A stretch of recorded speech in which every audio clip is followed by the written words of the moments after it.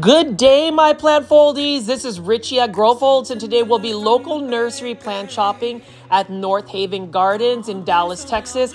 As always, please make sure you are hitting the like button for this video and all of my videos, as well as following me on Instagram at Growfolds. That is the fastest and most direct way to get in touch with me. Plant foldies, you already know I love to interact with everybody. And if you love daily 1 hour plus shopping videos for plants, please subscribe to my YouTube channel with the notification bell on. That is a way to keep in touch with me as well, and to be also notified whenever I do live premiere chats. But anyways, plant foldies, we are at North Haven Gardens in the heart of Dallas, Texas. This is one of the oldest nurseries out in the Dallas-Fort Worth area. And today I'm actually going to North Haven Gardens to feature some of the plants that they sell, but also to showcase Fitzgeralds Tropicals plant pop-up. Fitzgerald Tropicals is actually a local grower out in the Dallas-Fort Worth area. They specialize in Monstera Aurea and some of the more rare and uncommon plants. So I definitely want to check that out. But I also want to feature North Haven's plants as well. You already know we are in the heart of fall. It is the first week of October, and we're already seeing some beautiful fall colors and also fall plants. So we're going to see what they have over here.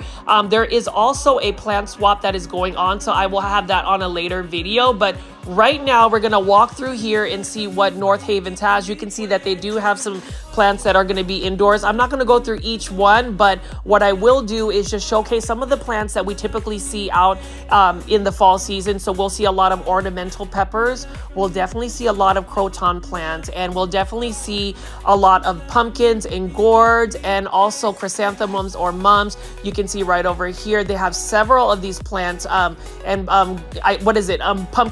pumpkins and all of that. I did miss not doing a live premiere the other day. I was just super busy, plant foldy, so thank you for understanding that I had to take one day off. But today I'm back with a brand new video just featuring a amazing local plant nursery. So a lot of you guys will watch my plant YouTube channel, so you can see some of the big box store plant shopping, but you already know that I love to support local businesses, small businesses, and so you'll see a lot of that mixed in with my big box store plant shopping videos. It is a beautiful morning, so whenever I filmed this particular video, I came here around 9:30. So I've told all of our viewers and subscribers, and for those that are new to this channel, welcome. My name is Richie. I call my viewers and subscribers plant foldies.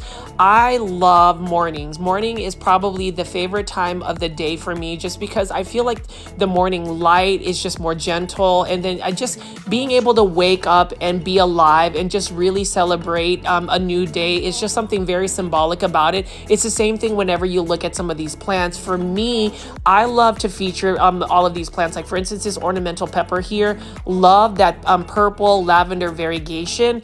It's just a joy for me to showcase all of these plants that are available. Like this one right here is a pepper ornamental for $10.99. You can see that it's got some dark purple, dark foliage leaves.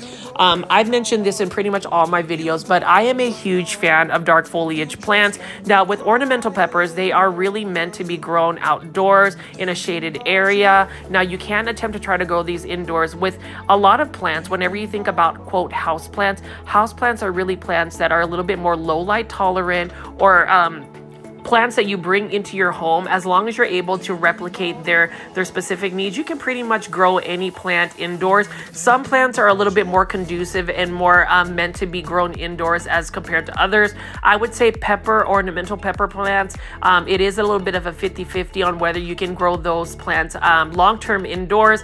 I am under the notion that I could potentially grow certain plants that are really meant outdoors as maybe like a patio plant indoors, as long as you provide them with bright indirect light.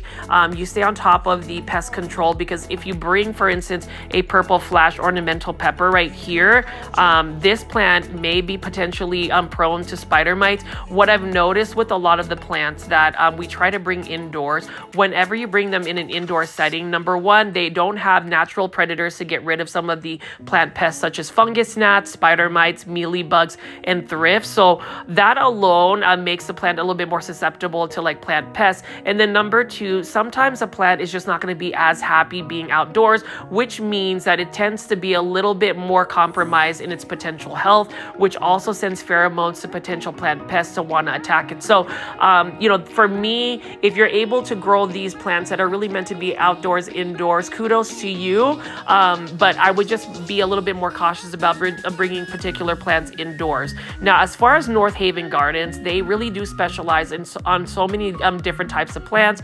They have indoor tropical plants, which we will look at in their indoor tropical greenhouse.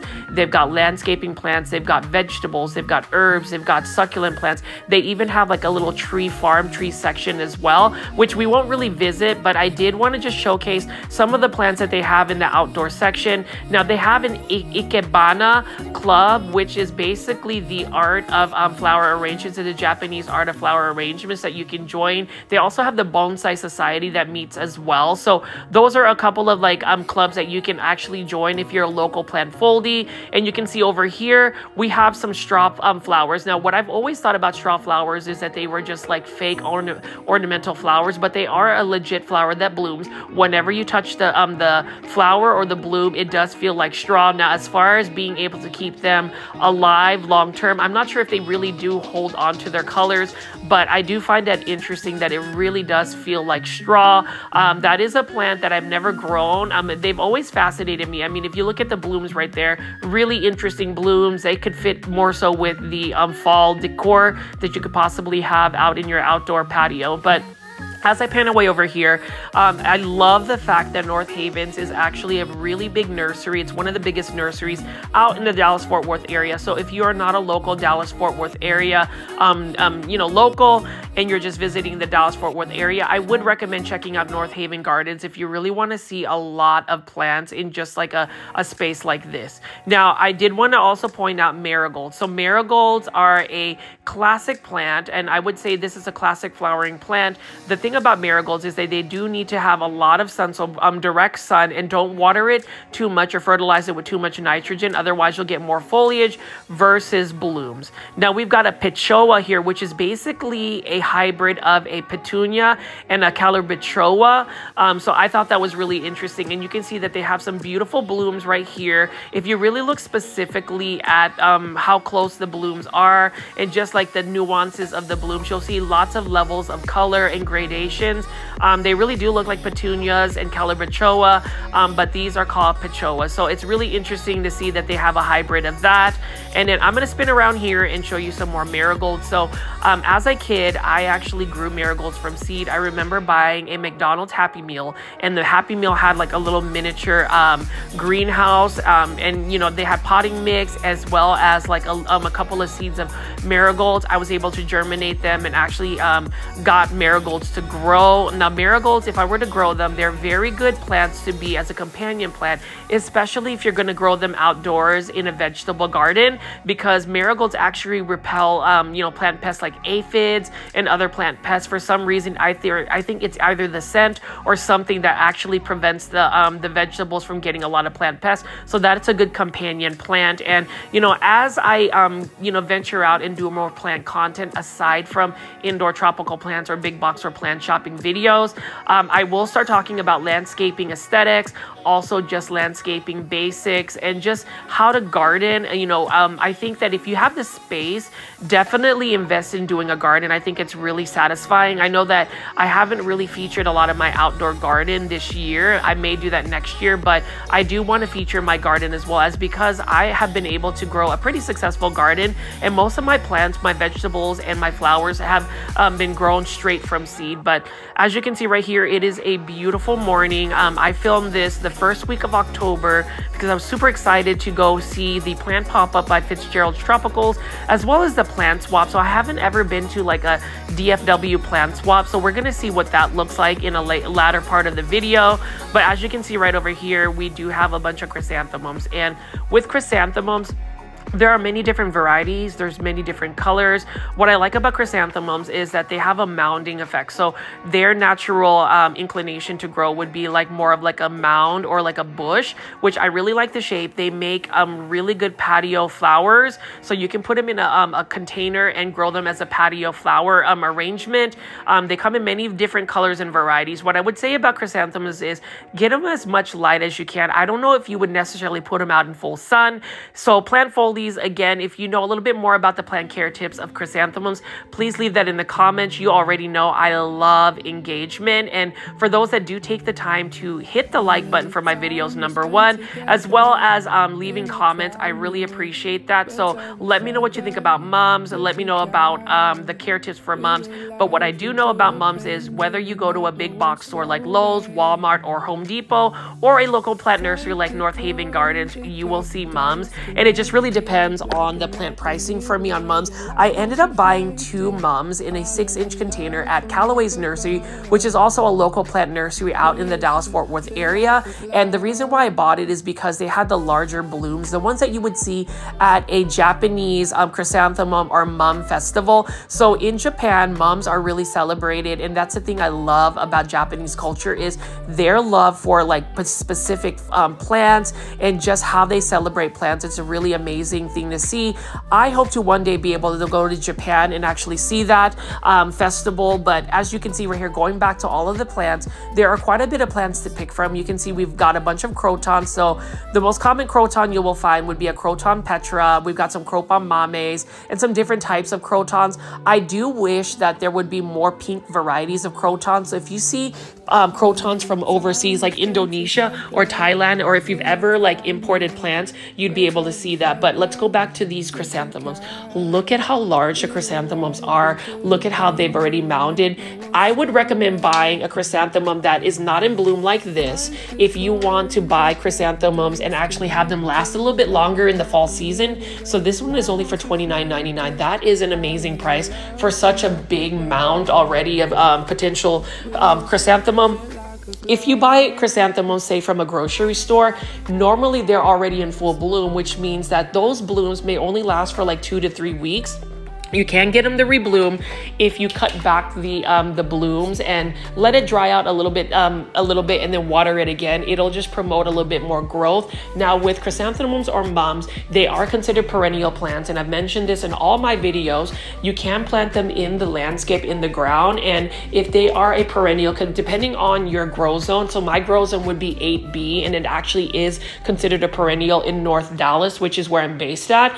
They will come back year after year and actually potentially multiply and spread. So I think that's really cool. But as you can see right here, the sunlight is just beautiful. You can see that North Havens has a lot of pottery and planters that you can pick from. You can actually buy plants and have the staff repot them or make a potting arrangement of different plants, which is what I really like too, is that they have additional services for it. But a lot of times North Havens will have what you call pop-up shops. Equigenera has been here before, and Fitzgeralds Tropicals typically does pop up at least once a month. They took a break last month, so just really excited to see what kind of plants they have available. Again, we are about to enter the greenhouse, so I consider this entering paradise.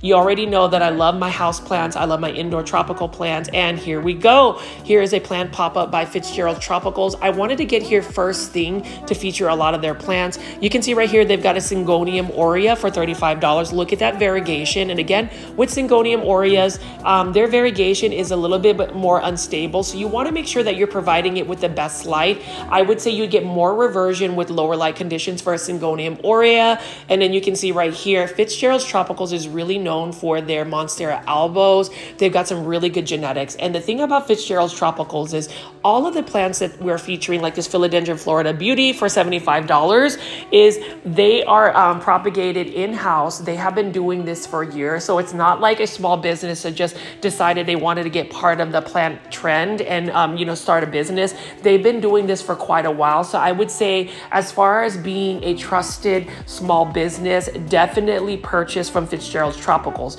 I mean, you can see that they have various different types, Monstera albos, and they are willing to help choose which one in terms of variegation. They never really guarantee specific variegation, because especially with Monstera albo, it really depends on the stem variegation. It can be random, but it also can depend on just the plant's initial genetics.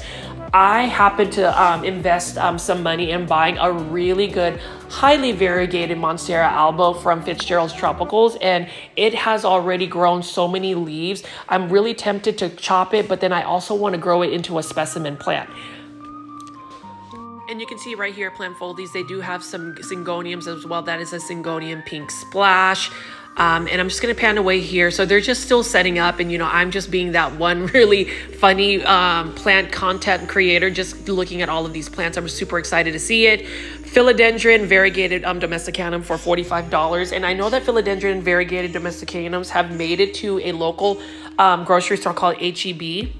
They were for $50, but what I can say about Fitzgeralds Tropicals is, say this one is for $45. Look at the variegation on the plants. They really have some really good specimens and variegation, and I would still say that their plant pricing is still fair within the, you know, what is out there in the market. I mean, especially for the Monstera albo. So this one is for $135, but look at how high the variegation is right here. Look at that marbling on the leaves, and, you know, if I didn't have another Monstera albo already, I would probably purchase this one because it's still within a good price range. You're not asking for crazy prices. And so for me, if you're going to ask my honest opinion, and I will tell you, Fitzgeralds Tropicals does not sponsor me. And that's the thing about a lot of these plant reviews, is I like to just go to these small businesses and really showcase their plants. Like this one right here, if you want one for $65, look at that half moon leaf on this Monstera albo. And for me, I just like to showcase these small businesses because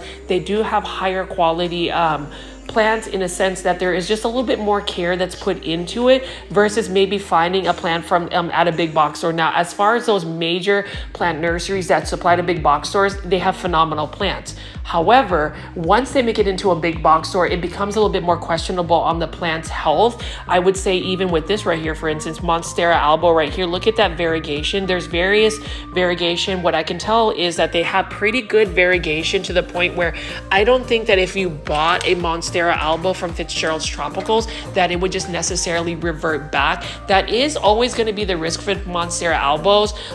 My tip for a Monstera albo is, if you start to see it green up, I would cut it back to the node where it starts to revert and see if it will activate a new growth point. And if that new growth point happens to push out some variegation, then you're good to go. You know, with variegated plants, and that's the thing about variegation, unless it is a Monstera Thai constellation where it's a tissue culture plant that is going to hold on to its variegation, many plants are actually prone to reverting. So there's a little bit more effort to actually maintaining the variegation of the plant. So, you know, as a tip for anybody looking for Monstera albos like this one right here, this is another beautiful specimen right here, $175. You will see that there are various prices for their Monstera albo, and that's really based on the variegation that the plant is already showing. You can see that a lot of the Fitzgeralds tropical Monstera albos all share a very common genetic, and that is high variegation. Some may have a little bit lower variegation than others. What I would say about Monstera albo, especially if that is one of your wish list plants, if you buy a lower variegated Monstera albo, it's probably going to maintain a lower rate of variegation. That's not always the case, because I've seen Monstera albos that had very little variegation, but as you continue to chop it up, for some reason, there's always that lucky person that gets the variegation to come out like this. But if you are willing to put in a little bit more money in terms of just your investment into the plant because you want that variegation, then go ahead and save a little bit more money me, really look at the plant and really see if you want to get that variegation up front versus just waiting for that variegation to randomly happen, because that is not always going to be the case. Now, as far as variegated Monstera Adansonii, they also specialize in that. I happen to have one that is doing very well for me. Now, as far as a variegated plant, Monstera Adansonii actually is a fast grower for me. This one is for $45, and you can see that they have some really good variegation for it. If you have Instagram plant folies, or anybody watching this video, definitely follow Fitzgeralds Tropicals. They have an Instagram. They say that they don't post nearly as much, but you can reach out to them directly by sending them a direct message. I know that they'll either do some Instagram live sales, or you can just reach out to them. They could potentially do a contactless curbside pickup. I've done that before. I happened to go to their plant pop-up, and at the time I actually didn't buy the Monstera Aurea that I was eyeing. I was so thankful that I ended up actually getting it, because it was on the chopping block to get propagated for more. So, you know, I lucked out on that. Super thankful. Thank you guys, Fitzgeralds Tropicals, for doing that. And this Monstera Aurea, $35. Look at that variegation again. And, you know, we've seen Monstera Aurea variegated form as a trending tropicals by Costa Farms, but we don't see the Aurea form nearly as much. And you can see that the variegation that they have for these Monstera Aureas are a quality variegated plant, and it's for $35. Another variegated plant that's pretty fast growing, actually. A lot of times whenever you have high variegated plants, the plant's vigor or growth isn't nearly as high, because there's less green for chlorophyll for it to really be vigorous. I mean, you got to think, anytime there is a plant that is variegated, the variegated form does not contribute to the plant being able to photosynthesize. And when the plant's not able to photosynthesize as compared to like a plant that is just green, that has all that chlorophyll, its nutrients and growth is going to be a little bit more stunted, typically. However, that is not always the case. And this is really interesting. They have a philodendron silver sword for $10. I was actually thinking about buying this as well, just because philodendron silver sword used to be quite expensive about 4 to 5 years ago. Now it is considered a common plant, although I will say big box stores are not really pushing out philodendron silver sword. I love the plant. It's got a beautiful silver foliage. And in philodendron heteroraceum variegated form, that's another plant of the philodendron heteroraceums that I don't really have a big specimen for, and I was actually tempted to purchase that. I believe that one is for $30. It is one of those philodendron heteroraceums that you've got to give it quite a bit of light in order for it to really get that variegation. Otherwise, it becomes a little bit more green. Philodendron Jose Buono for $45. Good variegation, a really good and fair price, especially one that's already pretty established. Now, with Jose Buono, you want to try to give it quite a bit of light for it to really push out that variegation. I would say lighting conditions for this one will impact the variegation. With rare or uncommon plants, especially the variegated plants, it's not always the light that opens up that variegation for plants. Some plants, for instance, like the philodendron pink princess, for instance, it's really the initial genetics of the plant. Like a Monstera Aurea, we talked about that as well. I'm featuring it here. It's really the initial genetics of the plant. Now, as far as this particular Syngonium, this is a Syngonium Panda for $20. So it's a pretty good price for a Syngonium Panda.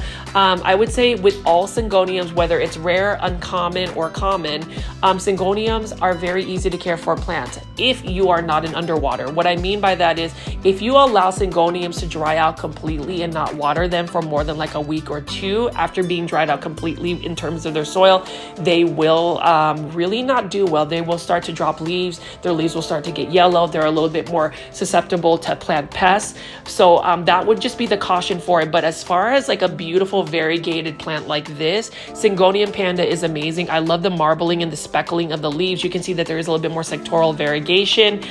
This plant was super expensive, as in like $200 for a 1-leaf, 1-node cutting about 4 years ago. And now you can find them for about $20. Now, with all Syngoniums, they are easy to propagate from plant cuttings. And so I actually saw a bunch of rare syngoniums that were new to the market at PlantCon 2024. And again, if you've discovered this video for the first time in my channel, definitely check out my playlist of PlantCon 2024 videos. But I saw a bunch of syngoniums that were just new to the market that were like $100, $200. I had to refrain from it, even though I was really excited to collect them, just because I know if you wait long enough, the plant pricing, especially for syngoniums, tends to go down because it is a plant that is easy to propagate from cuttings.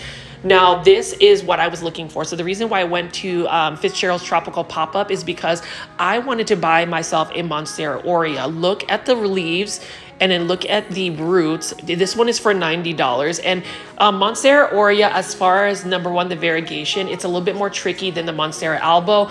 Most of the variegation will have some browning. It's just a tough plant to really maintain. You can see right here, they have it for $70, for instance. Monstera Aureas are a little bit more, I guess they're a little bit tougher to find and source out really good qualities. But again, with Fitzgeralds Tropicals, they have some really good genetics for a lot of their Monsteras, whether it's Monstera Albo or Monstera Aurea. And so I will be finding one that is within my price range to grow, because I've been super satisfied about my Monstera Albo. And then, like you can see right here, Monstera Albo, wow. it's got a little tag that says, wow, this is for $275, and love the marbling on the leaves. You can literally chop this up and get multiple Monstera Albos. And if you look closely at the stems are highly variegated, which means that if you were to propagate this through just water propagation, I just water propagate all of my Monstera Albos, it will root, and then it will potentially push out another variegated leaf. So for me, $275, that's a pretty good price, because you can chop that up into multiple plants. You can potentially trade them, you can potentially sell them, etc. For me, I don't really buy plants that are expensive with the intent of really propagating and selling them. Some find it as a business, but for me, it's all about just, you know, sourcing the plant because I want the plant. Like this one here is $135. I'm actually debating on whether I should get this one because it's already established. It's got some fenestrations. It's got some variegation on all the leaves. And whenever you're looking for a Monstera Albo, a Monstera Aurea, take a look specifically at the stems. That's where you want to see is where if the stems are pretty variegated, not the last leaf that's unfurled. That's not going to dictate the variegation. And you know, a lot of people have that misconception that if you see a Monstera that has all this like variegation, like the last leaf was highly variegated, the next leaf may not, but like this one right here, beautiful variegation. So it's one of those things, plant foldies, that as we continue to look at some of these more rare and uncommon plants, aside from the big box store houseplants, that's one thing I would suggest. I'm not an expert, but what I've seen in the past is if you find more so the stems and nodes being more variegated, you have a better chance of having that really high variegation that a lot of people look for.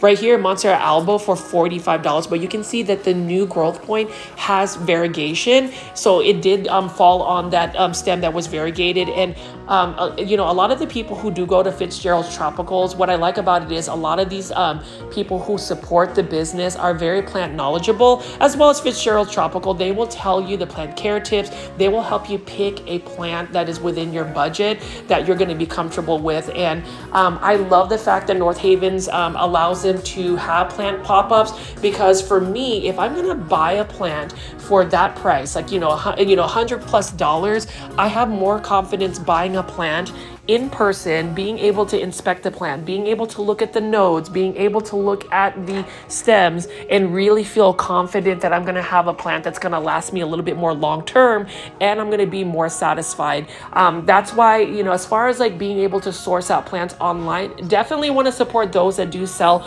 online. But if you're able to go to a plant pop-up, definitely check them out. And then right over here again, plant foldies, Monstera Aurea. I think I may end up getting that as well. So I wasn't really planning on buying a Monstera Aurea, but what my Monstera Stadliana variegated form, not the Aurea form, it has done me so well in terms of just being able to grow at a pretty fast rate. Now, as far as the variegation, that one, you really want to give it quite a bit of light for it to really push out some great variegation. And then over here, plant foldies, they've got some more Philodendron. So right here is a philodendron strawberry shake for $40. I ended up getting a philodendron strawberry shake from PlantCon, from an Indonesian plant seller called Art Garden Flowers. I intend to buy more Aglaonema actually from Art Garden Flowers at the Texas Aroid Show in Houston, Texas, October 26th. And I am so excited to share this news that I was actually chosen as an official plant influencer. I never really thought of myself as a plant influencer, but hey, plant foldies, if you are, I guess, watching my videos and you're enjoying it, thank you for the support.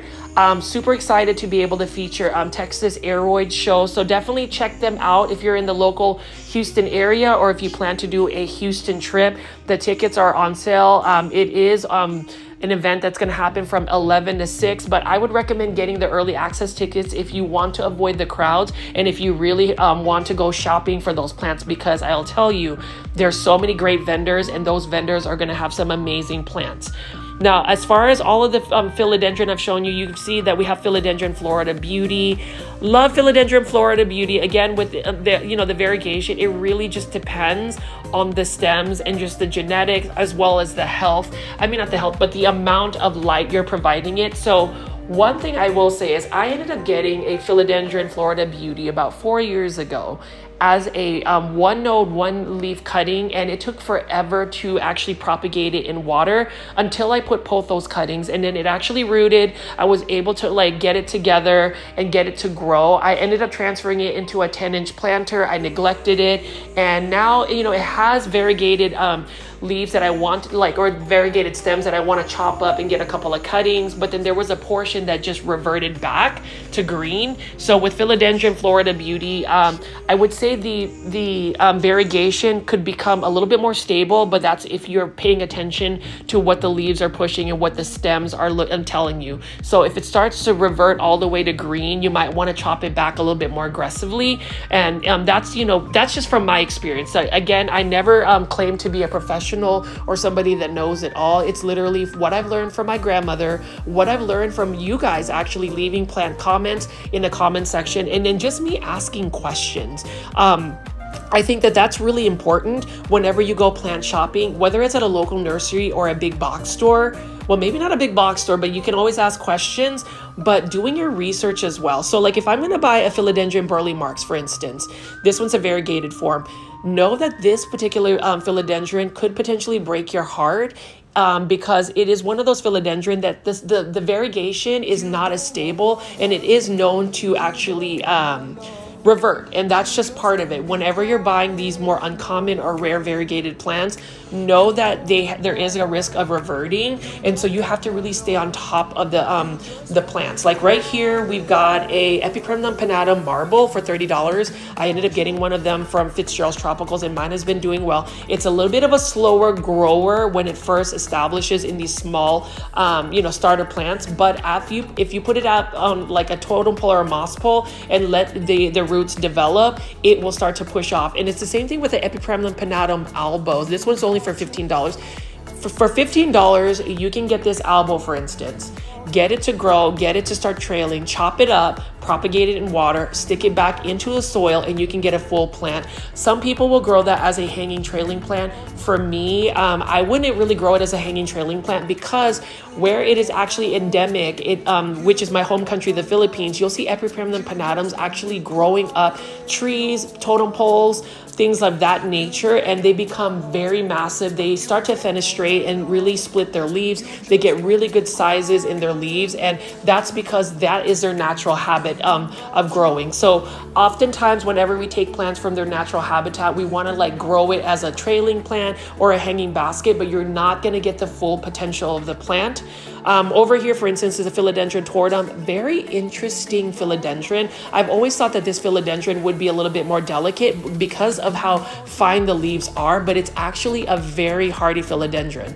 Philodendron Jose Buono $45 again.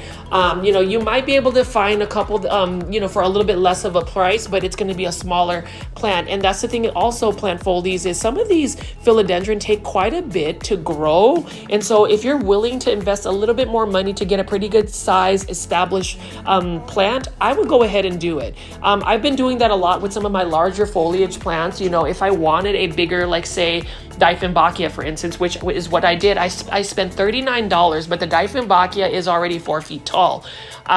That's just my opinion. So it just depends on what you are willing to pay, what prices you're looking at. Like for $20 philodendron tortum. Now, you could probably find a bigger philodendron tortum at a big box store, for instance, for $19.84 at Costa Farms. But know that whenever you are purchasing plants from a small business, you're allowing somebody to pursue their dreams, to live their passion, and to make somebody happy, because for me, that's part of it as well. And as I continue to create plant content for you guys, I've been able to meet a lot of kind people, you know, the folks behind Fitzgeralds Tropicals. What an awesome couple. And I really hope that they continue to grow their business, because it's people like them that allow us to get a hold of some of these more uncommon and rare plants. And I love the fact that these plants are sustainably sourced, because they weren't, you know, plants that were poached out from the wild. These are plants that are grown in-house, indoors, in the Dallas-Fort Worth area. So that, you know, I love that. I love seeing small businesses, local businesses really thrive. A lot of my content is big box store plant shopping videos, but I've stated before, the reason why I do a lot of big box store plant shopping videos is, number one, the plants are just more readily available, you know. And then number two, not all of our viewers, our plant folies, are fortunate to have many local nurseries like that of what we have out in the Dallas-Fort Worth area. I will say that most places have a big box store, and for the most part, big box stores will source some of these plants. But seeing a plant pop up like this, to be able to see some of these plants, love it. And, you know, with like the Syngonium, the Philodendron Florida Ghost, for instance, they've got some Philodendron Paraíso Verde. Got lots of that. If you're still looking for a variegated Monstera tricolor, that is one that they also have as well. I remember when that plant was insanely expensive, and now they have some pretty cost-effective plant pricing. And then as well as this Monstera Aurea, you can see that they've got more of the sectoral, and then they also have the more marbling form. And what's interesting is these are all coming from the same mother plant, so you can see that there is slight differences in the variegation. But one thing that is common is that variegation is amazing. And so I did want to show you the Monstera Aurea. I ended up purchasing from Fitzgeralds Tropicals. I got a really good price for it, and you can see that the new leaf is already unfurled. What I need to do with this particular plant, though, is make sure that there is some pretty good humidity. Also, I don't want to repot that plant just yet. I do want to put it in a different substrate, a little bit more chunky, but that's another plant that I am going to just, you know, monitor and let it acclimate to my space. So a lot of times we'll want to take a new plant home, repot it. I wouldn't suggest that unless you really have to, as in if the plant shows signs of root rot, something of that nature. But for the most part, let it acclimate into your space first before you do anything else. But anyways, I ended up taking that Monstera into my car with the windows down, because I didn't want it to like overheat and die. But I did want to walk back in there and show some of the plants that was in North Haven Gardens offers. You can see that they have some lemon trees here. And one thing I am looking for is what you call calamansi, which is basically the Philippine lime. I am in the hunt for that. So if I'm able to find one of those, I will purchase it. But I did want to show you the outdoor section here. They also have like shrubs and bushes that you can purchase, and then just other plants that are readily available. But we're going to walk back into the tropical greenhouse. So we're going to see what else they have over here. Reflecting all of the love from up above. We used to feel like a glove.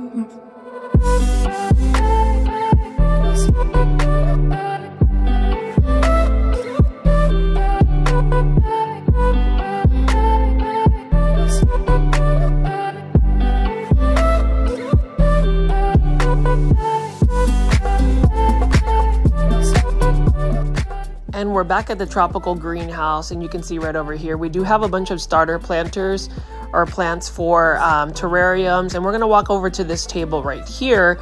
This table features a bunch of bromeliads, and there are many different bromeliads. Typically, we see the more flowering ones at big box stores, but you'll see different uncommon ones like this one right here. Now, I don't know all of the plant IDs for all these bromeliads.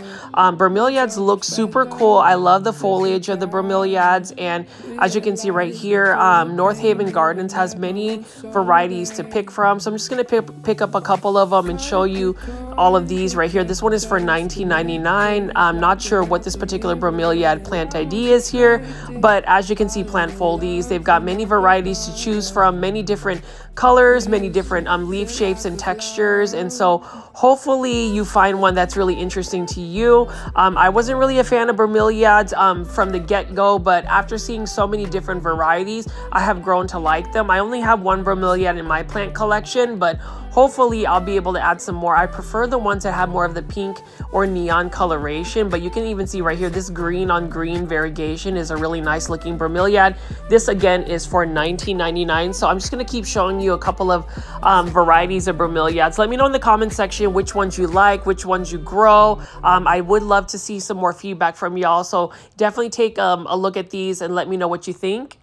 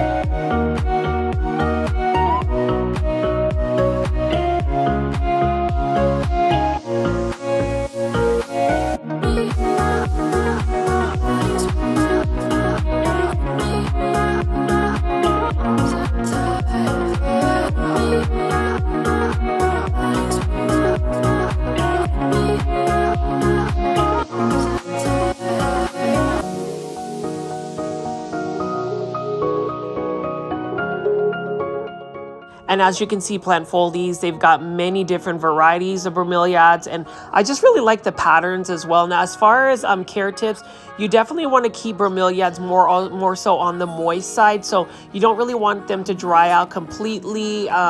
As far as propagation, I believe you can separate bromeliads because they do send out little pups, or what you call little babies, from the sides.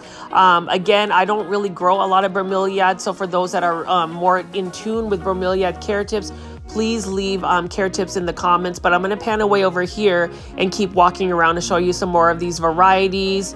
And let's see, this one right here has a really interesting look on it. It has like a zebra type pattern. This one is more affordable though. This is only $14.99 in a 5-inch planter, and you can see that it does have a bloom right over here. And we're just going to keep looking at some more of these bromeliads.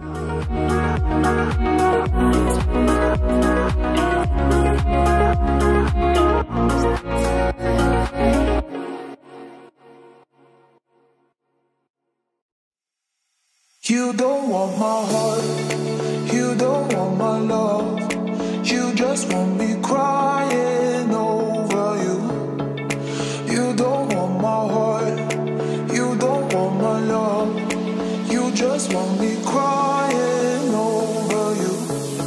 I'm thinking about you. And right next to the bromeliads, we do have some mixed planters of African violets. Now, as far as African violets, one thing I would suggest though for African violets is you definitely don't want to get the leaves wet or the stems wet, because that'll easily get them to rot off. As far as African violets, they do like more acidic soil. If you're going to water African violets, you want to water them from the bottom. So bottom watering them by putting like water in a saucer, sticking the entire planter in there and letting the drainage holes suck up the water. I would suggest that way it doesn't really like get the leaves wet or the stems wet, because that is one way to rot off the African violet. And then here is one of the more interesting bromeliads right over here. This one is for $59.99, but I do love the form. in the shape of this particular bromeliad. So that's one, again, that actually just showcases the varieties of different types of bromeliads that they have. This one right over here is another one I like. I really like that high contrast as well as the pink of the bromeliad. And again, we're going to go look at these African violets again. They have 3 different varieties of African violets in this 6-inch planter. Now these ones I believe are for $19.99. I have 2 different African violets. All of them are variegated forms. And then we're going to be looking at some blooming anthuriums. So anthuriums. Love anthuriums. I have really grown to like them because I have figured a way to grow anthuriums to where it's going to be a little bit easier for me. Now, as far as the blooming anthuriums, now these are the common ones that you can find at grocery stores, big box stores, that sort of thing, local nurseries like North Haven Gardens. I recently bought one that looks similar to this actually at Home Depot. And what I did is I actually took the soil substrate, got rid of all of the soil, and then I actually put this particular blooming bromeliad, blooming anthurium into pon, which is a semi-hydro substrate. And you know, even transferring it into pon, you can't even tell that the plant was moved from soil to pon. It really took well to pon. And as far as you know, growing anthuriums, I would really suggest, if you haven't already, try growing them in semi-hydroponics, which would basically be like a substrate like leca or pon. I have found that as far as the watering, you don't have to worry as much about it because there is a water reservoir, and the actual substrate actually sucks it up to where the roots are always going to remain a little bit more moist. Now, as far as growing anthuriums, you want to make sure that you are putting them in levels of humidity that is at least 60 to 70% humidity. That is when they're going to be most happy. And I found that in my plant room, since I'm able to run humidifiers, a lot of my anthuriums do well because of those environment. And again, you know, as far as this one right here, for instance, this is an anthurium Hokiri mint. So this is more of like a bird's nest type anthurium. I love anthuriums for the velvety textures, but as you can see right here, they come in many different varieties. I don't want to go overboard by like trying to collect as many anthuriums, because anthuriums, regardless of whether you have them in semi-hydroponics, chunky soil mixes, they are still more of an advanced level type plant. This isn't a plant that you can just pick up and think that you can put it in ambient humidity and then be able to grow. Now, I would say for these blooming anthuriums, yes, those are probably going to be a lot easier to take care of as compared to the more advanced level of anthuriums like this Anthurium magnificum, which I have. This one is for $19.99. I've had one for a couple years now, and it is doing fabulous. The leaves have gotten a lot larger, and again, just moving them into a substrate like pon has really helped me with my anthurium collection. And that's one collection that I do want to add and grow, because they have so many beautiful leaves. You know, I recently was able to go to a nursery called Steve's Leaves Nursery.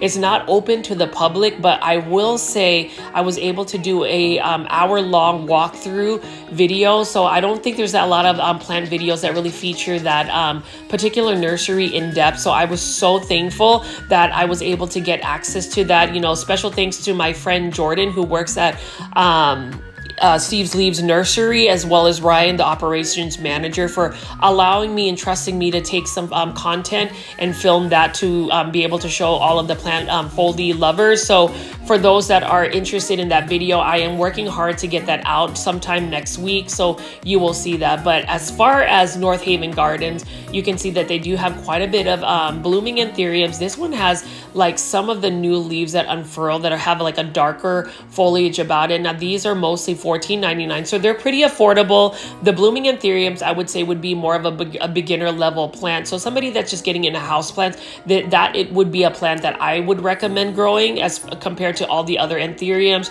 You can see they've got some beautiful blooms right here, and it is quite common to find at a lot of big box stores and local nurseries. And this is one plant that I would highly recommend as a beginner plant.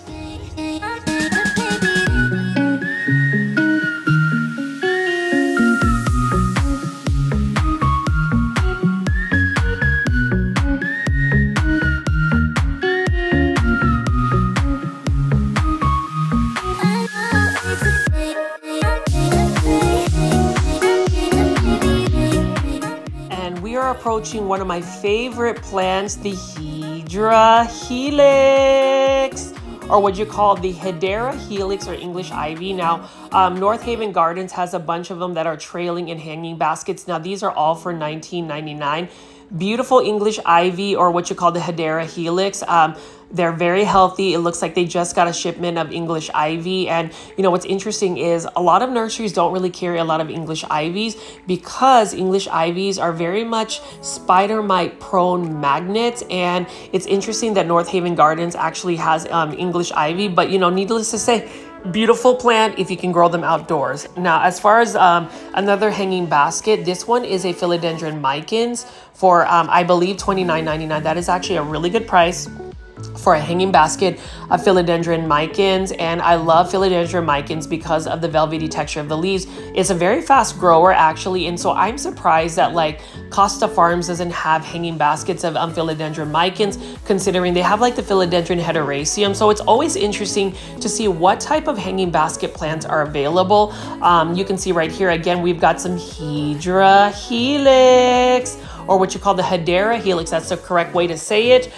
We've got the green forms as well. These are all for $19.99. So as far as like a hanging basket of English Ivy, I would love to be able to take one of these, grow them indoors. But again, they are very spider mite prone plants. And I don't really want to discourage people from growing English Ivies. At least in my care, I've had situations where they literally just get spider mites, and it's unfortunate because it is a beautiful plant. Now, as far as orchids, we've got different types of orchids. So these are not the typical Phalaenopsis orchids that you would find at like a big box store or a grocery store. North Havens has many different types of orchids. They've got dendrobium orchids, they've got calathea orchids, and so I'm just gonna go pan around here and show you these orchids. I'm not really versed in orchids as much as like, you know, knowing the plant IDs for orchids, but what I do know is that orchids, if you're able to give them higher humidity levels, they're gonna love it. They are considered epiphytes, so orchids like to attach themselves on like tree bark or something of that nature. You definitely don't want to ever pot up an orchid in like potting soil mix. That will definitely kill the plant. They are more so I guess they like to just be attached to like orchid, you know, like bark. So whenever you put them in like orchid bark mixture, that's the type of substrate you would do. There are some orchids that are called terrestrial orchids, which would be like the jewel orchid that can grow in soil, but for the most part I would recommend always putting orchid in orchid bark or even potential sphagnum moss. But I do think that growing orchids in sphagnum moss long term could be a little bit risky because sphagnum moss does hold quite a bit of moisture. And as far as like what I would say with the orchid roots, you don't really want to keep them wet. Now, this is considered a jewel orchid, and jewel orchids again are considered terrestrial orchids that can grow in soil substrates. Now these are for $14.99, and you know, as far as like jewel orchids, they're not necessarily grown for the blooms. They're more so grown for their beautiful foliage. I did find some beautiful orchids, jewel orchids at Peta's Planters for a really good price, only $18.99. They were much larger than the ones at North Havens. Brings me to the point again, this is a reason why I love making plant shopping videos, whether it's a big box store plant shopping video or a local nursery plant shopping video like this, because then if you are in the Dallas-Fort Worth area, you are always going to be informed with the latest pricing, what plants are entering the Dallas-Fort Worth area. So if you are watching this video and you do enjoy this content, please make sure you are hitting the subscribe button, but not only hitting the subscribe button, make sure you hit the notification bell on. That way you are always notified whenever I do a live premiere chat. I did fall off and take 2 days off from premiering a video just because, you know, the previous day, I think it was Thursday, I really had a rough day just in general, and I just really needed to just relax and chill. And then Friday, I actually, you know, celebrated a very special day to me. And so I just wanted to have the day where I focused on that versus really scrambling to try to get some plant content. So for those that have stuck around and are watching my videos, I do really appreciate you understanding that I wasn't able to premiere those last 2 days. I do miss being able to share my love for plants and just to be able to get you that daily plant content, because even before I did plant shopping videos or YouTube channel, I had a couple of YouTubers that I would follow very closely, and I would always like be excited to watch their premieres. And whenever they stayed on schedule, that is when I was really most engaged. So like I understand that like I have kind of committed to doing daily plant shopping videos. It has become a little bit more of a challenge as of late, but you know, for those that are sticking around and really watching my videos, really engaging with me, really interacting with me, I really do appreciate it. So as far as the plants though, what I do love about North Haven Gardens, and I've featured North Haven Gardens multiple times on this channel, is the fact that they have a lot of succulents and cactus. So this one is for $7.99. I do love the lavender tone about this particular succulent and cactus. You know, once you pick up one cactus and you start to really admire like the shape, the color, or the texture, it's very easy to get lost and want to just collect them all. I think that's really with any other plant genus. You can just really get into it. Like this one right here, this is a very interesting cactus for $59.99. I love the twisting hurricane look about it. And what's even more of an added bonus is it has some beautiful fuchsia and pink blooms when it blooms, and it can get fairly large. So this tornado cactus right here, I don't know if I can really grow that long-term outdoors in my grow zone, but it is really pretty. And then you can see right here, it's funny that North Haven Garden says do not water. These are cactus feathers. Very interesting looking cactus right there. It doesn't have like the spiky spikes that it has, but some cactus have that has more like a feathery tone about it. And let's take a look at this. So this is another one, a variegated San Pedro crested cactus. I really like the look of that as well, and this would be one that I would want to add to my collection. It's $74.99, so it is a little bit pricey, but if I were to add a cactus to my collection, this would definitely be one, just because of the coloration of it, and it's just a really interesting cactus.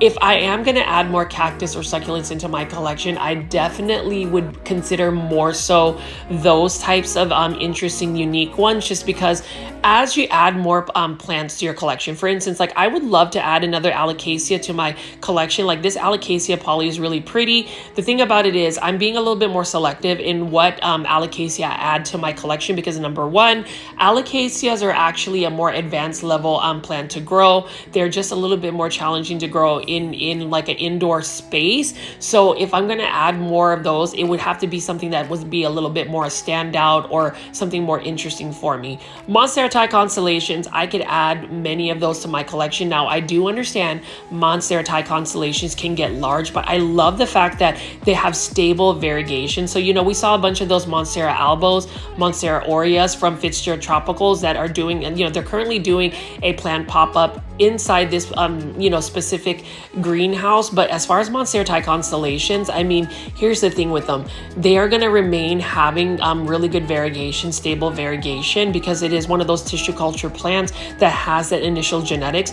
I did notice that the more light you do give a Monstera constellation, the more it's going to push out some really interesting variegation. And then I love Chiflera plants. So this is one only for $5.99. I was actually tempted to purchase this one because of the value. So it's for $5.99. This is an easy to care for plant. This is a plant that my grandmother, who has started out with something like this size, was able to grow into like almost a full-blown tree. She's able to take cuttings and actually just continue to propagate it. And that is what's exciting about this particular plant, is it is easy to grow. It's easy to take care of inside indoor spaces, and it's also easy to multiply and propagate. So those characteristics is something that I believe, as far as like a houseplant enthusiast, somebody that loves plants, should really consider whenever you're going to be putting something into your home.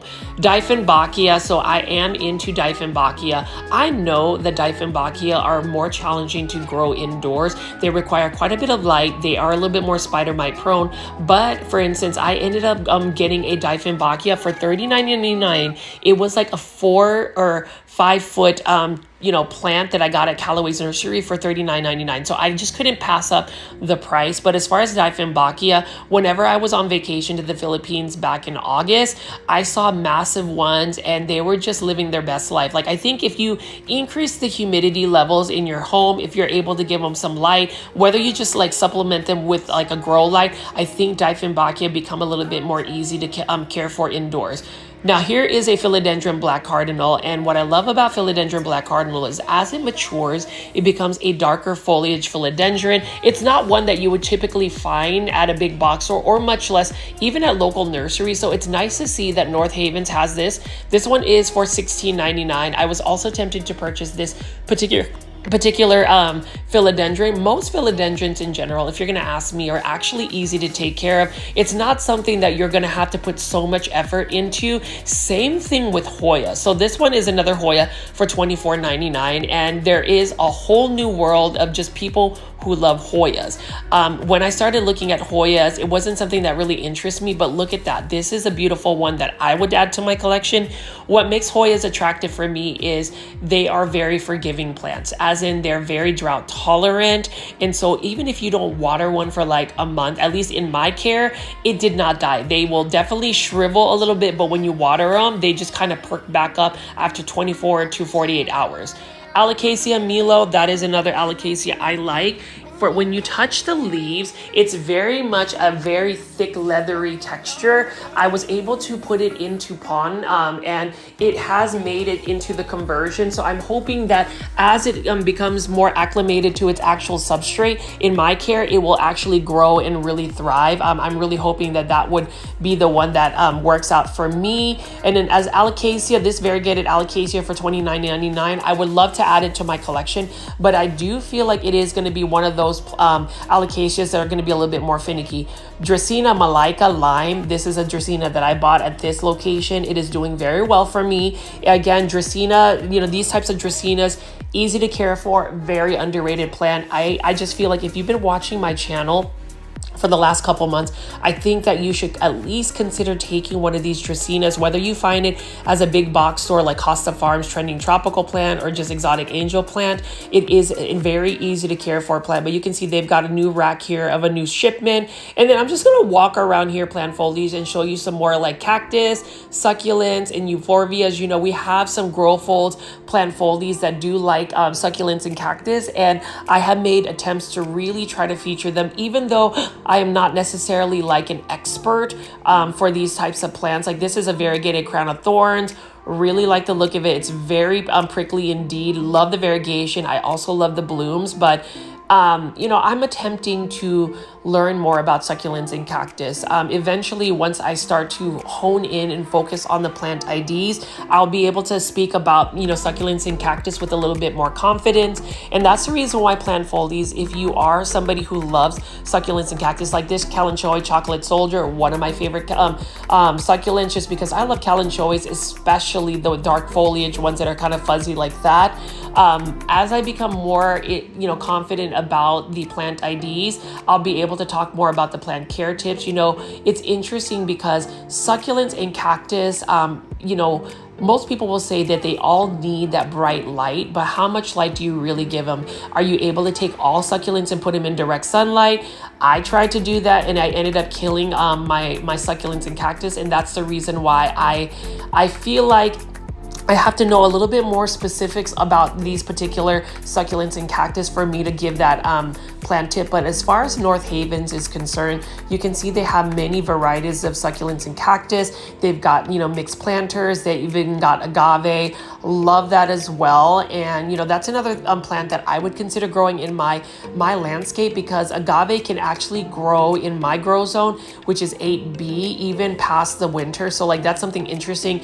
And look at all of these ponytail palms. I didn't even realize that ponytail palms are, you know, not even palms, they're actually succulents. And then we're gonna go over here. This is some type of not succulent, this is some type of Hoya on a trellis. And we're gonna talk a little bit more about Epipremnum aureum, or what you would call pothos plants. So Epipremnum aureum Neon Queen pothos. This is one of the newer varieties of pothos that has made it into the market. This one is not a bad not a bad price for this pothos. I do think that some people haven't gotten this pothos. I'm just very fortunate to, again, live in the Dallas-Fort Worth area where there is a strong love for plants, huge community of plant lovers, and many local nurseries, big box stores to choose from. Epipremnum aureum Neon Queen pothos is also called the variegated version of the neon pothos. Love this as well, but the only thing about this pothos is, in order to maintain that beautiful variegation, you've really got to give it quite a bit of light. Otherwise, it starts to revert back to more of a neon green color versus having that really nice variegation as well. It's interesting because a lot of pothos, and I only learned this, come from, like all of these different types of varieties that may make it into the market are really mutations of the variegation. Epipremnum aureum in general has what I would say a more unstable variegation. So it really depends on what that lighting condition looks like for these particular plants. And it's interesting because the Japanese pothos that I've seen, it's really because of mutations that they discovered. They were able to propagate that particular characteristic, whether it's a variegation, whether it's a leaf shape, and that particular propagation was able to maintain that characteristic to where they were able to create that. But as you can see right here, we've got some pearls and jade pothos. We've got some type of Hoya, which I'm not really familiar. It's pretty large on a trellis. And let's see what other pothos we have over here. Epipremnum panatum Cebu Blue. So this is, again, for $14.99, endemic to my home country, which is the Philippines. Again, I am a proud Filipino American. I really do believe that there should be more I guess just more awareness of how many plant lovers that are from the Philippines that have these amazing collections. I myself just have a very modest collection when you compare some of the Filipinos that I've seen have some of these collections. And it's interesting because a lot of these plants that I pick up, like $12.99 for this golden pothos, I'm telling you, plant foldies, if you were to go back to the Philippines, these plants literally grow like weeds. These plants don't have what we have to have called plant care tips, because Mother Nature, the environment itself, takes care of the plant.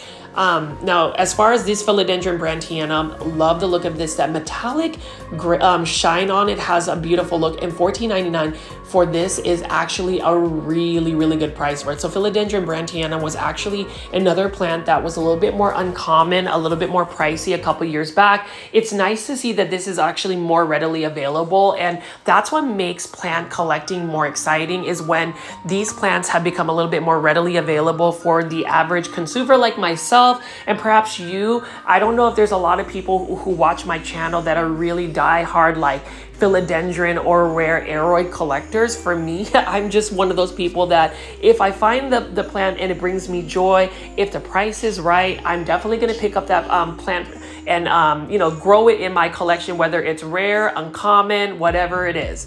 Aglaonemas. We talk about this a lot in my plant shopping videos, but if you haven't gotten into aglaonemas, please buy an aglaonema. Please consider getting an aglaonema. Let's do research on an aglaonema because it's one of the easiest plants to take care of.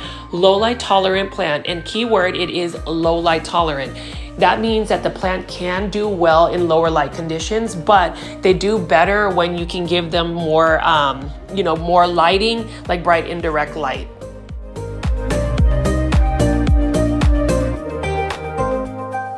And here is another beautiful Philodendron Brantianum. Love the look of this one. This one's in a 6-inch planter.